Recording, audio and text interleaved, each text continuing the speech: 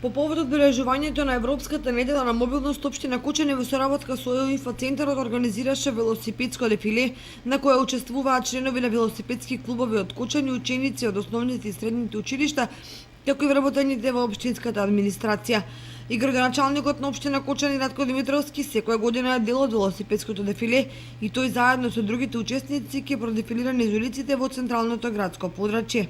Денешниот ден е ден на мобилност, ден кога во цела Европа и во нашата држава се мисли за зачувување на планетата Земја и каде настојуваме да ги заборавиме автомобилите, да земеме превозно средство кое што не троши, кое што не ја загадува околината, односно да се погрижиме да ја зачуваме земјата. Општина Кочани се приклучува кон оваа акција и јас лично и како градоначалник и со службите и со другите институции кои што ги имаме во делот на училиштата, градинките, се придружуваме на оваа акција и сакаме да докажеме дека целосно ја поддржуваме оваа акција. Велосипедистите од Кочани велат дека она што на нив им недостасува за побезбедно возење по улиците и да се направи велосипедски патеки на неколку локации во градот. Па за жал мислам дека нема, а има шанси некои да се направат, бар на кои можно места. Еве некај Цоловоз на таа страна, некои други места има места за пешаци и за велосипедисти. Може да се направи некоја патекичка мала. Ќе се осеќаме ние посигурни и возачите посигурни, ќе ја пазиме, да. Градоначалникот Димитровски на нивните барања со одговор.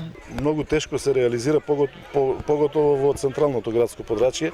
Знаеме дека улиците се проектирани и изработувани во пред 40 на години, 50 на години, се со таков профил каде што не е можно да се специјални патеки направат.